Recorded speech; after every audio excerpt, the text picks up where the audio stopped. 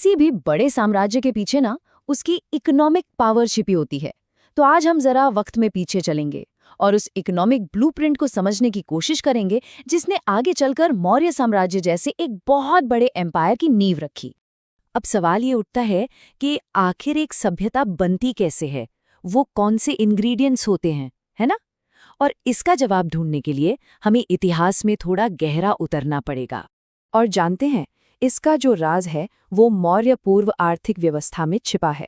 यही वो दौर है जो हमें बताएगा कि कैसे एक समाज ने धीरे धीरे खुद को एक पावर हाउस में बदल दिया। तो देखिए, किसी भी महान समाज की कहानी शुरू होती है पेट से, मतलब एक भरोसेमंद तरीका जिससे सबका पेट भर सके। और मौर्य पूर्व भारत में जो हुआ वो कोई छोटा मोटा बदलाव नहीं था, वो एक असली क्रांति थी, एक फूड रेवोल्यूशन। ये एक फंडामेंटल शिफ्ट था। लोग पशुपालन से हटकर एडवांस्ड एग्रीकल्चर की तरफ बढ़ रहे थे। हुआ ये कि गंगा के जो उपजाऊ मैदान थे उन्होंने खेती के लिए जबरदस्त मौके दिए। नतीजा ये हुआ कि लोगों ने वो खानाबदोश जिंदगी छोड़ी और एक जगह टिक कर ज्यादा प्रोडक्टिव जिंदगी जीना शुरू किया। और इस पूरी कृषि क्रांति के कह सकते हैं दो हीरो थे।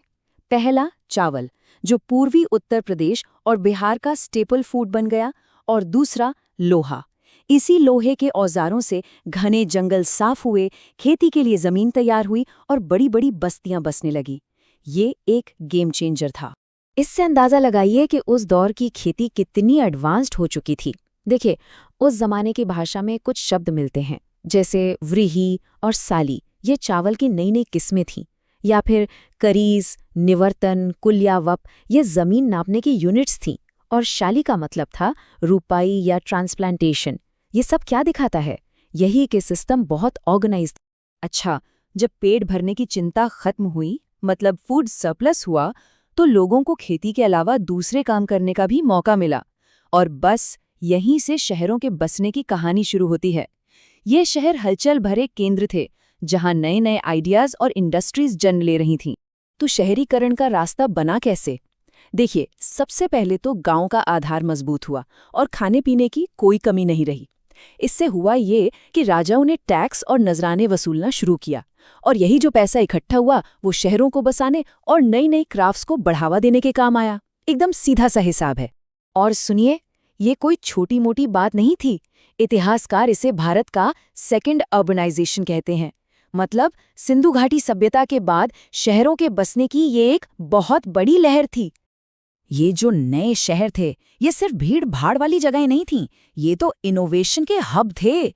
यहाँ पक्की ईंटों का इस्तेमाल हो रहा था और रिंग वेल यानी गोल कुएं भी दिखाई देने लगे थे। सोचिए, उस जमाने में साफ पानी और सफाई का कितना बढ़िया इंतजाम था। ठीक है, शहर तो बस गए, लेकिन अब सवाल ये था कि यहाँ प्रोडक्शन और लेबर को ऑर्गेनाइज कैसे किया जाए। इसका जवाब मिला श्रेणी या गिल्ड के रूप में। श्रेणी क्या थी? ये असल में कारीगरों के अपने ग्रुप्स थे, गिल्ड्स थे। ये लोग मिलकर काम करते थे। कच्चे माल को लाने से लेकर तैयार माल को बाजार में बेचने तक सब कुछ यही लोग मैनेज करते थे। एक तरह से पूरा सप्लाई चेन संभालते थे। और पता है, उस दौर के रिकॉर्ड्स में करीब 18, जी हाँ, 18 अलग अलग तरह की श्रेणी का जिक्र मिलता है। ये नंबर ही बताता है कि समाज कितना कॉम्प्लेक्स और स्पेशलाइज्ड हो चुका था। ये इकोनॉमी सिर्फ गुजारे के लिए नहीं थी, ये तरक्की के लिए बनी थी। इस नई इकोनॉमी में लोगों के रोल भी बड़े दिलचस्प थे।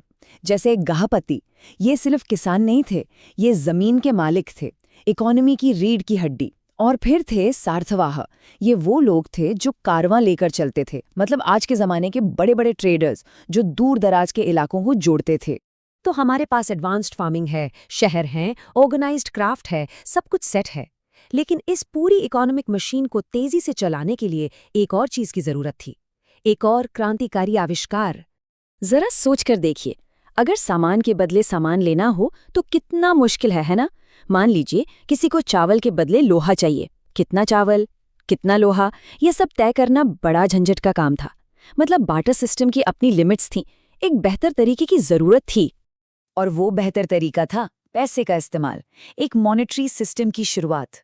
ये एक ऐसा आइडिया था जिसने ट्रेड की दुनिया ही बदल दी। अब लेन देन तेज, आसान और बहुत एफिशिएंट हो गया और इकोनॉमी को एक नया बूस्ट मिला। भारत में पहले सिक्के गौतम बुद्ध के समय में देखने को मिलते हैं और सबसे पुरानी जो खेप मिली है वो पूर्वी उत्तर प्रदेश और मगध से मिली है, जो उस वक्त के इकोनॉमिक पावर हाउस हुआ करते थे। ये सिक्के सिर्फ धातु के टुकड़े नहीं थे, ये उस इलाके की बढ़ती हुई ताकत और दौलत का सबूत थे। शुरुआत में इन सिक्कों को निष्क और शतमान जैसे नामों से जाने जाता था।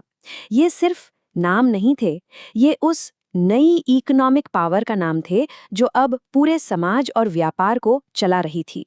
तो अब इन सारी बातों को जोड़कर देखते हैं। खेती में क्रांति हुई, शहर बसे, व्यापार बढ़ा, इन सब का आखिर मतलब क्या था? इसने आने वाले समय के लिए स्टेज कैसे सेट किया?